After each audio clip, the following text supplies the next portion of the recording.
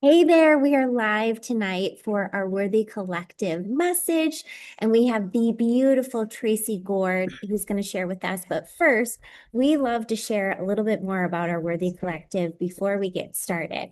So, our beautiful mentor Lori is going to share with you more about our where you are and what we do here within the collective. So, welcome, ladies, to the Worthy Collective. This isn't just a community, it's a sacred space for your soul to breathe again. A place where women from every walk of life come to rise in their health, wealth, faith, purpose, and presence.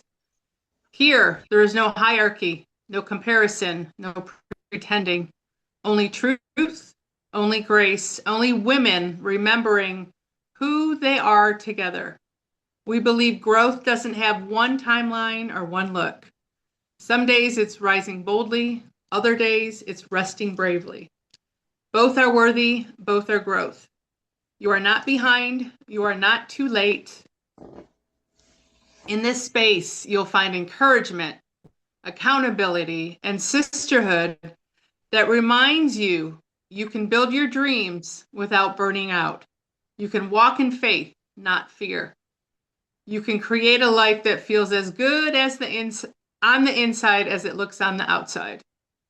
Welcome home to the Worthy Community, where grace meets growth, purpose meets peace, and women rise side by side. Thank you, Miss Lori. So Yes. thankful.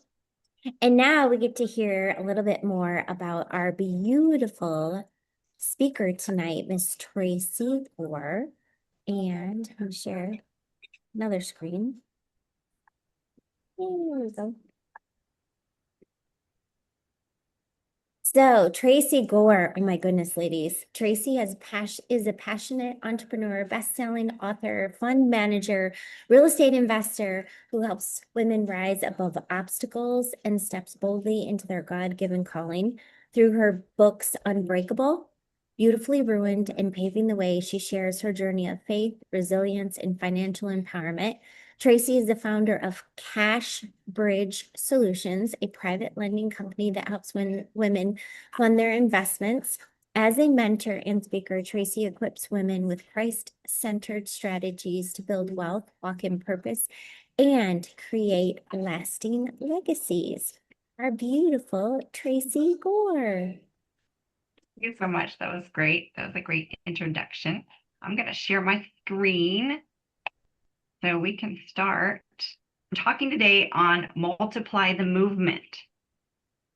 This is important because we can't just, be vessels that get full. We have to be open. We have to receive, and then we have to give, and everything needs to flow through us. It shouldn't just go to us and just get stuck. So multiplying the movement is very, very personal to me. In my books, I started a movement called Equipping the 10,000. And all it is everybody, if every woman on here today would pick 10 women and mentor them, impact them, and then they pick 10 more, then they pick 10 more, and then they pick 10 more, it's 4 generations reaches 10,000. So, it's not as large as it sounds. It could be easily done. So we're going to kind of get into the heart of this message for me. This isn't going to be just a presentation. It's going to be a commissioning for every one of you. One of the very first things God tells us to do in Genesis is to be fruitful and multiply. God's strategy has always been about multiplication. For many years, I lived in survival mode and I was focusing on making it through difficult seasons. But God showed me that healing is not the finish line, it's just preparation for the assignment. So today is about legacy. It's about stewardship and about building something that will outlive us. The Worthy Collective is more than just a community. It's literally a leadership incubator. This is a place where women heal and grow and discover their identity. They develop wisdom and learn to steward influence.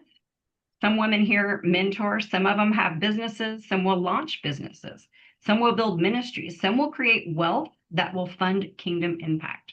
The goal is not simply gathering women, the goal is releasing leaders out into our community to keep a rippling effect of impact. in the world. So I believe God gave me a mandate to equip and empower 10,000 women, not just to motivate them, but to help them heal, understand stewardship, to walk in wisdom, how to build wealth, how to create lasting legacy. But I can't do it alone. Movements are never built just by one person. They are built when ordinary people decide to participate and create something extraordinary. And that's why every single woman in this room matters. And every single person that's watching this matters. You matter. You're part of the movement. So the vision of 10,000 can sound overwhelming, but multiplication just changes everything. If every woman equips those 10 and then 10 more, we reach 10,000 so soon. And this is how the kingdom works, through multiplication. One woman impacts 10, 10 impact 100, 100 impact 1,000. So the movement grows because people participate. It's not about being perfect. It's about saying yes. It's not about followers. It's about raising leaders. Every single one of us is equipped to help the next woman. Addition asks, what can I accomplish? But multiplication asks, who can I empower? Many leaders become exhausted because they try carrying everything themselves. Leadership will create more leaders when it's healthy. So real legacy happens when people equip others, and then those start equipping others. So 2 Timothy 2:2 is the biblical model of multiplication. It says, and the things which you have heard from me, entrust these to faithful people who will be capable and qualified to teach others also. And so Paul taught Timothy. Timothy was instructed to teach faithful people, and those faithful people were to teach others. This is exactly what we're doing in equipping the 10,000. So God's strategy has always been multiplication. It's exactly what this mission is. It's how movements grow. Multiplication happens when God has poured into us, and then it doesn't stop with us.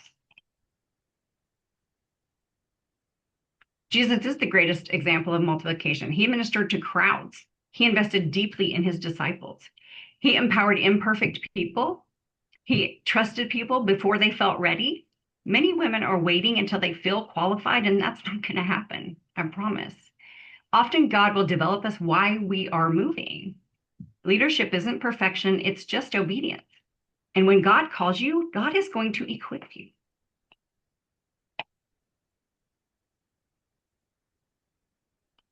Oh, I love this verse in Psalms 147. It says, he heals the brokenhearted and binds up their wounds. I have lived by that scripture so many times in my life. God heals you so that you can be sent. Your wounds become your wisdom. Did you know that a memory without the emotional charge is now wisdom? So your story becomes someone else's survival guide. When I was lost in addiction, that's when I cried out to God, and he met me in the middle of my mess. And he's created this beautiful message of healing and restoration right out of my pain.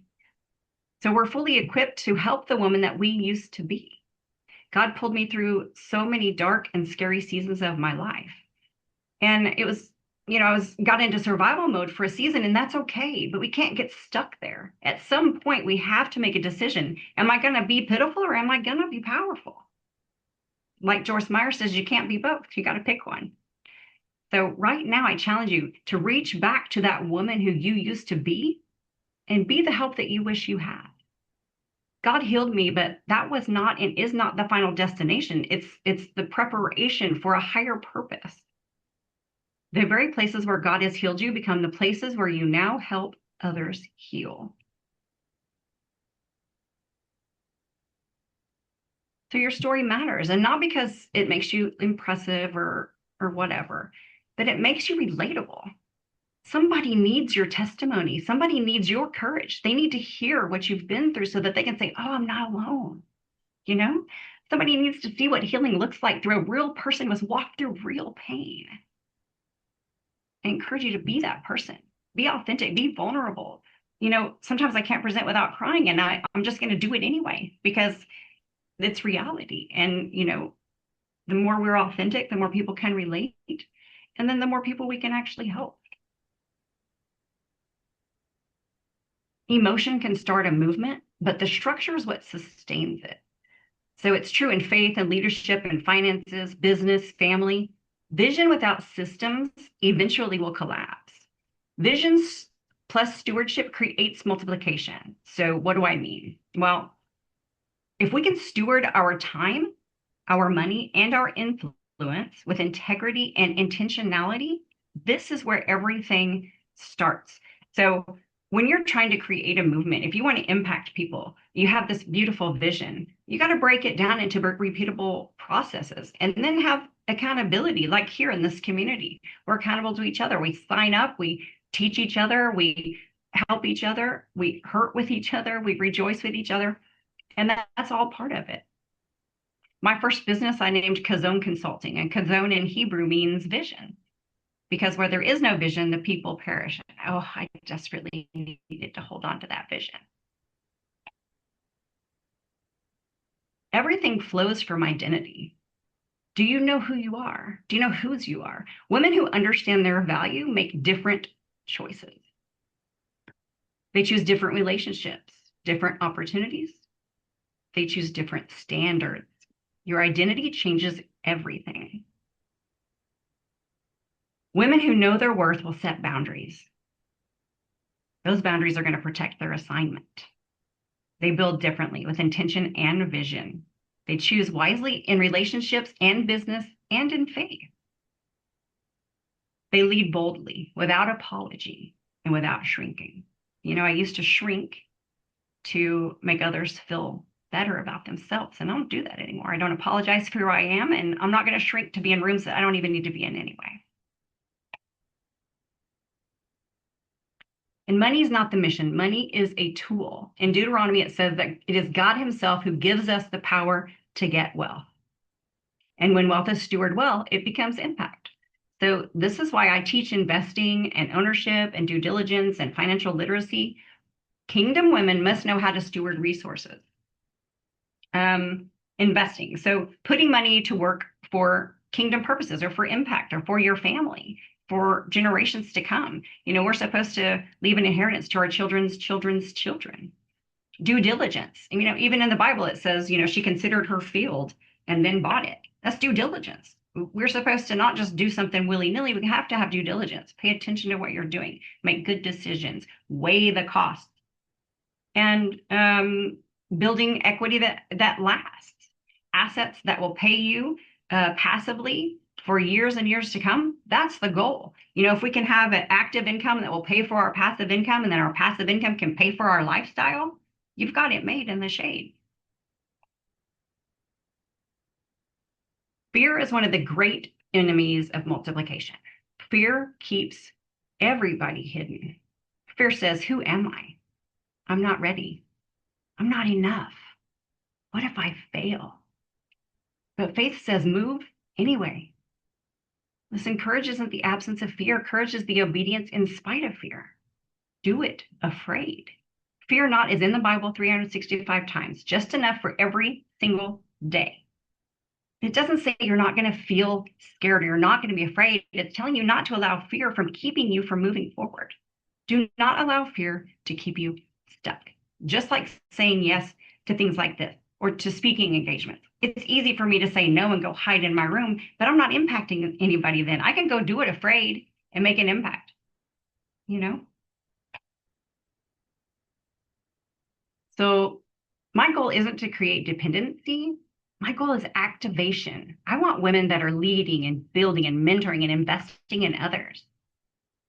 Movements grow when people stop consuming and start contributing. Are you going to be a consumer or a contributor? That's the real question. Just imagine 10,000 healed, equipped women. Do you know how many lives can change if we just impact 10 women and they impact 10 more? This will change businesses, churches, communities. It'll change families' legacies for generations to come. It's bigger than just influence. It's cultural transformation.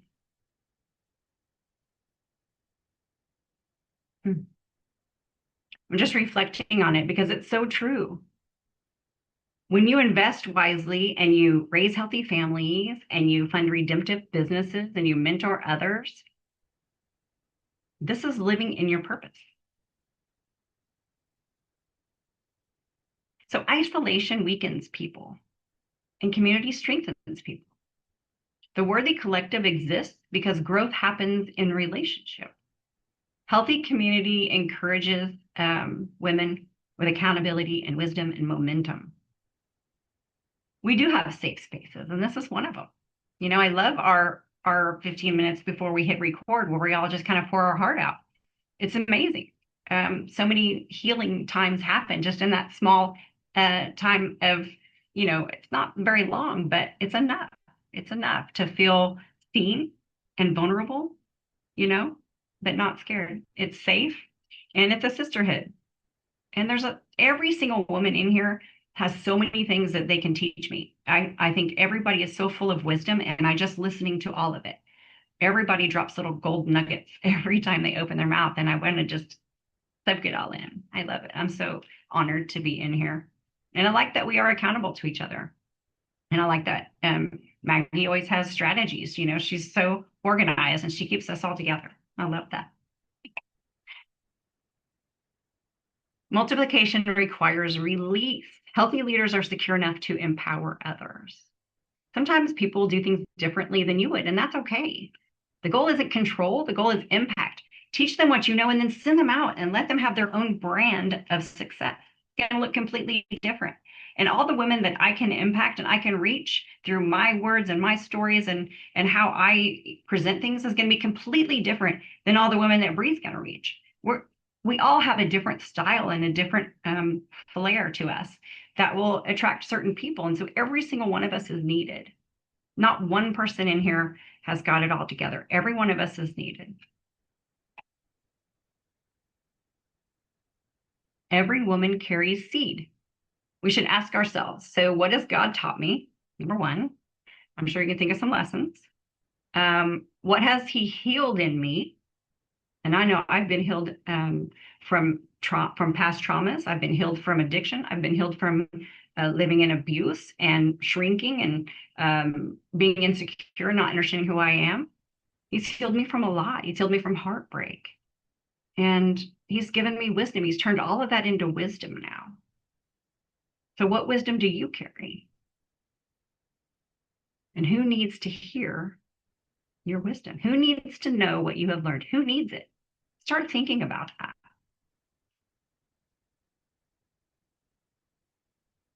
This room, like I said, is full of leaders, mentors, investors, and builders. You're not merely here to absorb information. You're here to become activated, right? I just want to light a fire under everybody's butt. And I know everybody in here already has that fire, or you wouldn't even be here. You wouldn't be doing this because we all want to help each other. And that's why we're here. We're building builders. We were made to make and created to create. Like I said, very first thing God did, he told us that he was a creator. And guess what? We were built in his image, so we were created. So this isn't about me. This final charge, this isn't about me. It's not about a platform. It's about a movement. I'm not asking you to reach 10,000 women on your own. I'm asking you to identify your 10. Write that. Don't think about it too hard. That somebody's going to pop in your head as soon as you say it. Somebody's going to come to your mind, and you need to write that person down. You need to reach out to them this week and just see how they are. Identify your 10 if you can. Who needs your encouragement? Who needs your wisdom? Who needs your prayers? Who needs your testimony? When enough women say yes to their 10, the movement becomes unstoppable. Multiply the movement. Build what outlives you and trust God with the harvest. And that's it. That's I dare say that's not it. Oh my goodness gracious. Before we stop the record, because a lot happens before and after, because we want to make this place a safe space. Yet, oh my gosh, I literally had the chills so many times, Tracey, because you've said it a number of times in the way that you do your business and how you mentor, and like the way you've presented, in the way that how capable we all are. and how many times we say, oh, no, that's just her. She's a great singer. Oh, she's a great performer. Oh, not me. Well, we all have such an individual fingerprint that it is for us. We do have a message, we do have a gift, and we're all made differently. That's what makes us so unique. If we were all walking around the same, we'd be a very boring place. So We one would be little bored. one little question was, and I didn't want to interrupt you.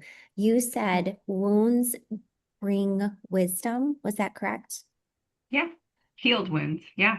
Because where you were hurt is where God's had to heal you. And from that healing became a life lesson that you can now implement in your own life so that you now have new boundaries. You've learned new ways to treat yourself. And then you can help other people with that. Oh, that's beautiful. That is so beautiful. Does anyone want to share before? If you don't, if you would rather share after, we can, because we really like to save this for a safe space. Was there anyone else wanted to say something before I stop the record button? I just love that 10,000 number, and just like it only starts with each one of us reaching 10. So that just was so inspirational. Like sometimes we think about like, oh my goodness, I have to have this big impact. But just that this is really about multiplication. And so just thank you for that challenge. Yes. And Amore, we love Awesome. Of having you course. here. I'm so glad you made it. Yes. So I want to teach on this at our next event. And more. Most definitely. Definitely. All right. So it connected with me because last week when I was teaching about the flock of geese and the leadership, like you said something about when leaders try to do it all themselves, they lose their impact. But if the leaders create more leaders, and that was kind of like where the geese, if the lead goose in the flying V can't stay there because they take the Exactly. most resistance, so they have to switch it out, and everybody gets to be a leader. And when they do that, they successfully reach their destination 73%, quicker because of Yeah, it. I love And it. I was like, That's perfect. that totally connected with me. I was like, oh, apparently we needed to hear that twice. So last week and this week. So I love That's awesome. Yeah, that's a perfect visual. And it's true because we all take turns leading in here. it. And if one person was doing it all, they'd get tired. Be like, come on, you guys, help me with some of this slack now. Exactly. Yeah. I Well, love and it. I like the reminder that community strengthens people. I Yes. love when you said that. I was like, yes, this is why we have community. And I really feel over this next decade, we're going to start seeing communities everywhere because we're shifting to that paradigm and that mentality of that we need each other versus I. So yeah, I'm excited. And how you talked about our knowing who you are and your value. And when you value yourself, um, yeah, it's a beautiful thing. And then you talked about fear, that fear keeps everyone stuck, but do it afraid. And we all have recently, because we're expanding and growing in this space, is to do it afraid. And you're all here to help support and help the growth and the expansion and the miracles happening. So it's awesome. Yeah, that's beautiful. Yeah, that's the most important thing is just to do it afraid. We're all scared at times, but we can't allow fear to win. We just Yeah. can't.